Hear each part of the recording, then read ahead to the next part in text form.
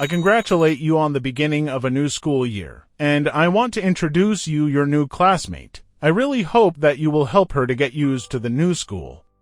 With these words of the principal, the creepy story began. The new girl turned out to be a skinny girl of short height with long black hair and incredibly beautiful black eyes on her swarthy face. She was generally very pretty, and the boys in the class started to look at her, which made her displease her classmates. The teacher asked her to tell a little about herself. It turned out that the girl's name was Adiyara. She came from South America, where her parents were researching the culture and life of Indian tribes. She studied at the embassy school, and now she came to our city to start preparing for university. The class giggled. It was still 3 years away from graduation. It was too early to think about university. A week later, at the first history class of the year, the teacher, looking through the class magazine, noted a new name on the list. Abalion. "Show yourself, please." "Nice to meet you," and joked, "And you have moved the first beauties of the class on the list. Let's hope that in your studies you will not be in the last ranks."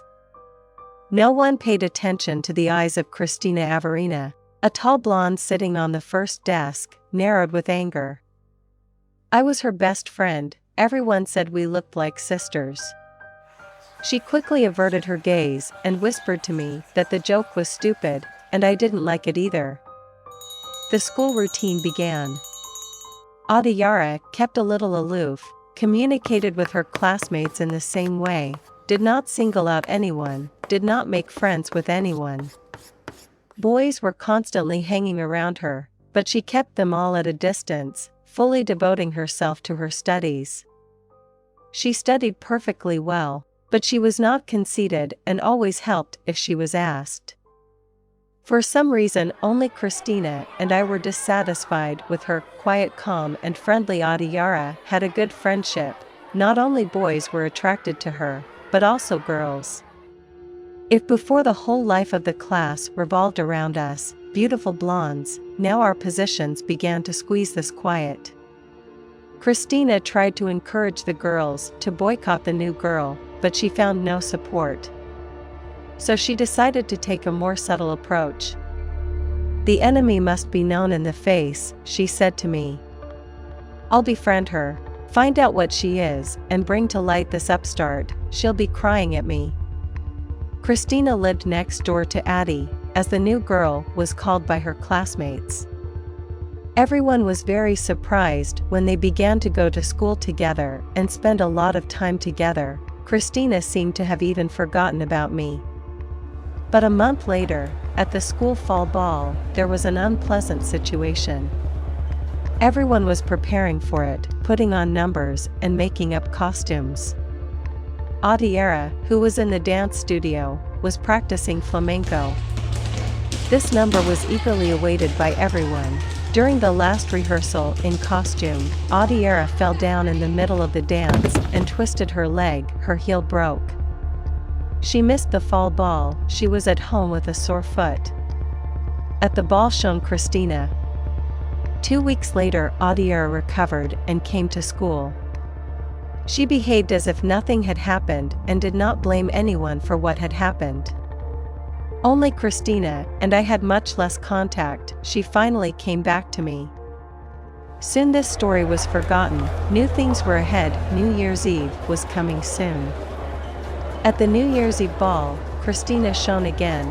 Adiyara could not dance. Her leg did not allow her to dance yet. And after the New Year vacation, Christina did not come to school. They said that she had transferred to another school, moved to another city, simply disappeared. I couldn't find a place, but even I couldn't find out exactly where Christina had gone. Gradually, I began to forget about her and made friends with Adiyara, who had long since settled into the class, but had not made any close friends. One day I went to Adiyara's house to get my homework. But she was not at home. I was met by a little old woman dressed in a motley dress. She invited me into the house. You're a friend of my Tari's. the old lady said happily. Only she's not here. She's gone to the store. You go to her room and wait for her. I went to Adiyara's room and looked around. Everything here spoke of Adiyara's fascination with Indians. After me, Adiyara's grandmother entered the room. I only now got a glimpse of the old woman. She was not just old, she was ancient.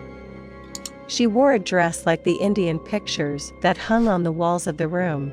It became clear where Adiyara's exotic appearance came from. They were all her relatives. Grandmother sat me in an armchair and brought me tea. The tea was fragrant, with some herbs. My attention was drawn to the strange objects on Adiyara's table. They were human heads, the size of oranges. They were like real ones, only small, dry, and very scary. My eyes rounded with horror.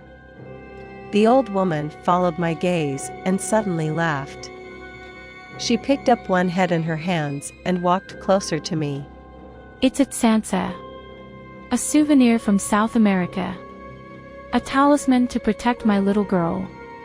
Indians dry the heads of their defeated enemies in a special way, so their power passes to the victor and protects the wearer. My Tari's mother was the granddaughter of an Indian shaman from a highland tribe. She was seduced by a young scholar studying Indian life. They married and had a beautiful baby girl.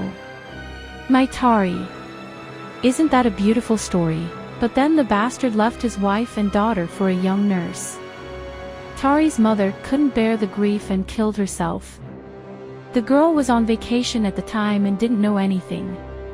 I brought her here. She didn't belong among the Indians.